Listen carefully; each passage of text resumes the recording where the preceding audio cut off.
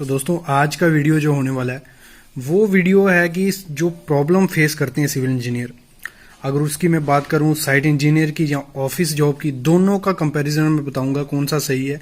और फिर मैं आपको थोड़ा सैलरी का भी बताऊंगा किसमें सैलरी ज़्यादा है।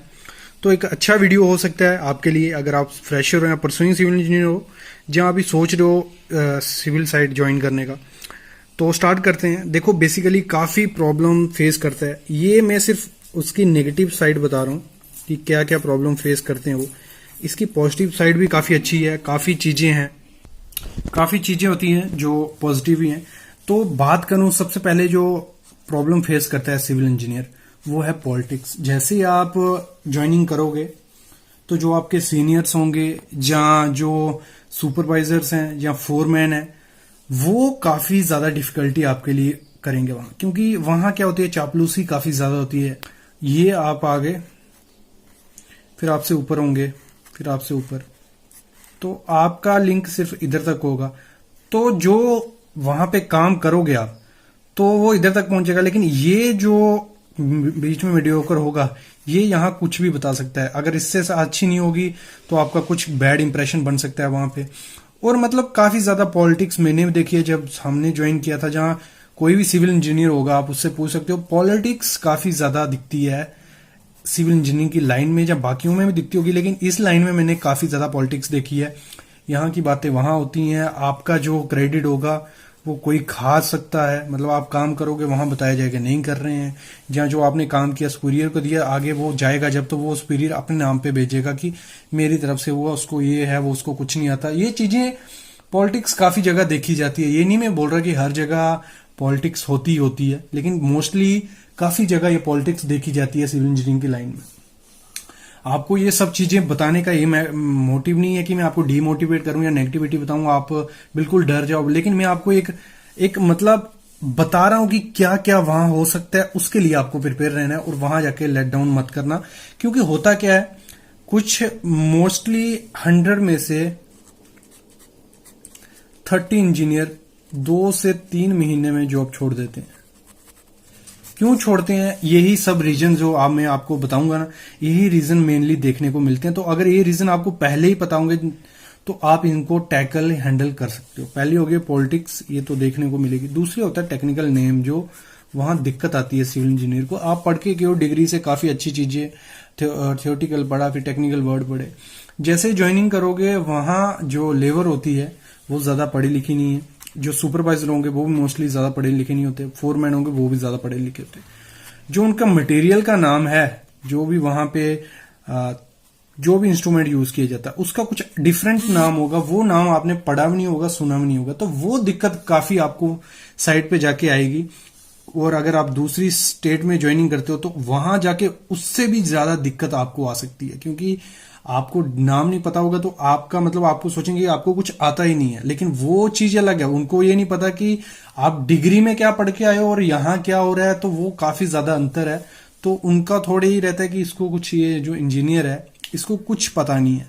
तो लेकिन जो मेन चीज है उस एरिया के जो भी वर्ड्स हैं, टेक्निकल नेम, पहले जाके ना, पहले दिन जाके ही पहले सब चीजों के नाम देख लो कि क्या इस चीज को बोलते हैं क्या नहीं बोलते। क्योंकि जो लेबर वगैरह होगी उसको समझ नहीं आएगा कि इसने जो पढ़ा है वो टेक्निकल चीज है, इसने वो जो आप बोल रहे हो वो देसी लैंग्वेज है, वो वहां पढ़ाई में नहीं होती है। अगली जो दिक्कत आती है ड्राइंग रीडिंग में, होता क्या है, जब हम डिग्री कर रहे होते हैं तो हमें कहीं भी मैंने देखा है कि ड्राइंग देखने को नहीं मिली। 4 साल में मैंने डिग्री की, लेकिन उसमें मैंने प्रॉपर जो साइट पे एग्जीक्यूशन के लिए ड्राइंग्स आती हैं वो ड्राइंग्स मेरे को कभी वहां देखने को नहीं मिली। अगर वो चीज आपको देखने को नहीं मिली है, जब साइट पे मिलेगी तो दिक्कत तो आएगी। तो वही चीज है। और मतलब डिफरेंट ड्राइंग्स होती हैं, हर आर्किटेक्ट अपने हिसाब से ड्राइंग बनाता है। तो उस साइड पे भी हो सकता है कि वो मीटर में हो, इंच में हो, फीट में हो। और एक तो काफी लैंग्वेजेस में ड्राइंग बनाई जाती है और हर बनाने की अलग प्रोसेस होता है उनका, क्योंकि कुछ सेक्शन काटने का भी डिफरेंट अपना अपना तरीका होता है। तो कोई आर्किटेक्ट किस वे से सेक्शन काटता है, कोई किससे, तो वो भी दिक्कत आएगी। और अगर आपने ड्राइंग नहीं देखी है तो फिर तो काफी ज्यादा दिक्कत आपको साइट पे आने वाली है। तो इसीलिए मैं प्रेफर करता हूं जब भी आप डिग्री कर रहे हो, जहां कुछ कर रहे हो, तो इसी समय जो ड्राइंग्स अगर अवेलेबल होती हैं कहीं से देखो, पढ़ो, उनको थोड़ा पढ़ना सीखो। नेक्स्ट, अगर साइट इंजीनियर, तो बार बेंडिंग शेड्यूल तो मस्ट आना चाहिए, क्योंकि वो आपको चेकिंग में भी काम आएगा कि आपको चेकिंग जब करनी पड़ेगी स्टील की, जो कॉन्ट्रैक्टर ने बांधा या लेबर ने बांधा, तो वो ड्राइंग अकॉर्डिंग होगा। तो आपको बार बेंडिंग शेड्यूल उसका पता होना चाहिए, रूल्स पता होने चाहिए कि डेवलपमेंट लेंथ कितनी यहाँ देनी है, कवर कितना देना है, इसकी बेंडिंग कैसे होगी, इसकी इलोंगेशन कितनी हो रही है। तो बार बेंडिंग शेड्यूल में भी काफी ज्यादा दिक्कत आती है। सिविल इंजीनियर प्रॉब्लम फेस कहाँ करता है? बार बेंडिंग शेड्यूल में भी, क्योंकि जो ठेकेदार होंगे वो, उनको कोई टेक्निकल की पड़ी नहीं है, वो अपने हिसाब से काटते जाते हैं ऐसे। मतलब थोड़ा बहुत नॉलेज होगा, क्योंकि साइड पे ये जो वर्क है, ये एक्सपीरियंस मैटर वर्क है, तो थोड़ा बहुत नॉलेज होगा उनको काटने वाटने का, लेकिन थोड़ा ऐसे ही रखेंगे तो आपको वो दिक्कत आ सकती है। तो बार बेंडिंग शेड्यूल आपको मस्ट आना चाहिए। आगे बढ़ते हैं, तो नेक्स्ट जो है वो डिफिकल्टी इन लेबर। जो लेबर को हैंडल करने में डिफिकल्टी आती है वो भी काफी ज्यादा फ्रेशर फेस करता है, क्योंकि लेबर मानती नहीं है। जब आप ऐसे फ्रेशर जाओगे ना, तो लेबर काफी ढीठ होती है उधर की। अगर वो तो लोकल लेबर हुई तो फिर तो बहुत मुश्किल हो जाता है फ्रेशर को हैंडल करने में। इवन जो एक्सपीरियंस होते हैं वो भी हैंडल नहीं कर पाते हैं। मैंने अपने करियर में ये देखा है कि जो लेबर होती है वो मतलब इंजीनियर्स को धमकाते दिखती है। किस वे में? कि अपना एरिया है उनका, और एक तो मैंने देखा है लेबर की ज्यादा पेमेंट भी नहीं हो रही है, मतलब इनकी उतनी सैलरी नहीं होती, तो काम काफी ज्यादा होता है साइड पे। तो उसमें भी फ्रस्ट्रेशन वो किस पे निकालते हैं? इंजीनियर्स पे आके। तो वही चीज है, काफी डिफिकल्टी होगी एज ए फ्रेशर जब आप जाओगे ना, तो सबसे मोस्ट जो चीज दिखेगी लेबर को हैंडल करने में, वो सुनते ही नहीं है, कभी इधर गायब हो जाएंगे कभी उधर।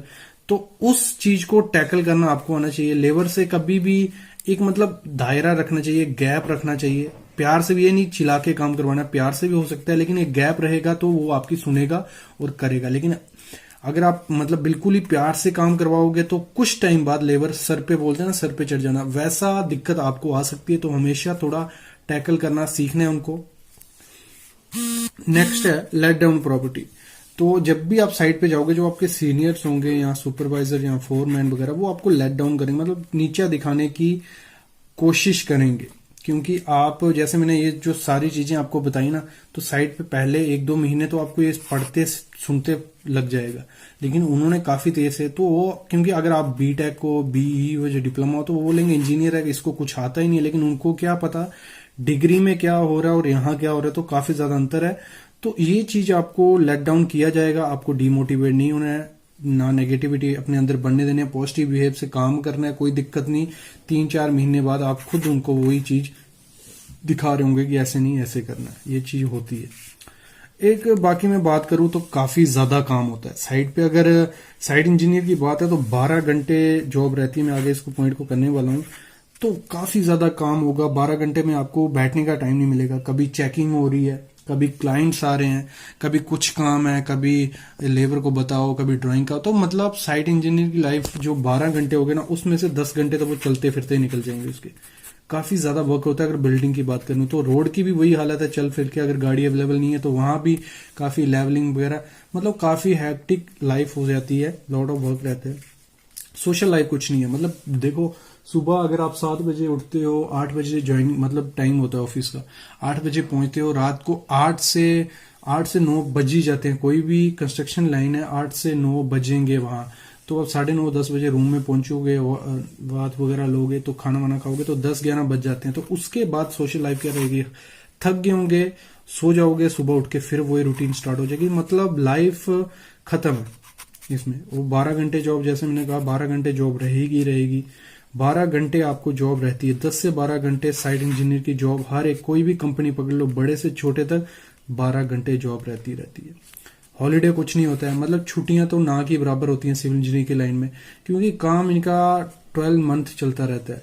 तो छुट्टियों का तो कोई है ही नहीं। मतलब हॉलीडे तो संडे को भी काफी, मोस्टली 100 में से 90 कंपनीज ऐसी हैं जिनका संडे भी वर्किंग होता है, जहां हाफ डे होता है। और सैलरी की बात हम करें तो काफी ज्यादा सैलरी कम है। मैं कंपैरिजन दोनों का बताऊंगा बाद में, लेकिन पहले ऑफिस का आपको मैं बताता हूँ कि ऑफिस जॉब में क्या क्या चीजें देखी जा रही है, क्या हो रहा है। तो पॉलिटिक्स तो वहां भी दिखती है ऑफिस वर्क में, ठीक है, वर्कलोड वहां भी होता है, लेकिन वहां टाइमिंग अच्छी है, आपका लिमिटेड काम रहेगा। जो काम आपका आपने प्लानिंग पकड़ी है, बिल्डिंग पकड़ी है, जो भी पकड़ा है वो उसी में रहोगे। लेकिन साइट इंजीनियर को 10-20 चीजें आपको साइट पे करनी पड़ती हैं। प्लानिंग, बिल्डिंग, जो अभी आपका वर्क होगा उसमें करते रहो काम। बस वर्कलोड काफी ज्यादा होता है, पॉलिटिक्स भी काफी ज्यादा हो रही है। लेकिन एज कम्पेयर टू मैं साइट इंजीनियर ऑफिस की बात करूं तो office job is better than site engineer. और सैलरी की बात करूं तो सैलरी भी ऑफिस जॉब की ज्यादा है as compare to site engineer. तो ये चीजें भी काफी मैटर करती हैं। तो मैं यही प्रेफर करूंगा, अगर आप फ्रेशर हो तो ऑफिस जॉब अगर आपको मिलती है तो well and good, office job is best in civil engineering line. तो साइट इंजीनियर की मिलती है, लेकिन आपको ये चीजें किसी कंपनी में फेस करनी पड़ेंगी। तो इसके लिए पहले ही रेडी रहना, कभी लेट डाउन मत होना या नेगेटिविटी मत आने देना। और ऑफिस जॉब बेटर है as compare to site engineer, और सैलरी भी इसकी ज्यादा है।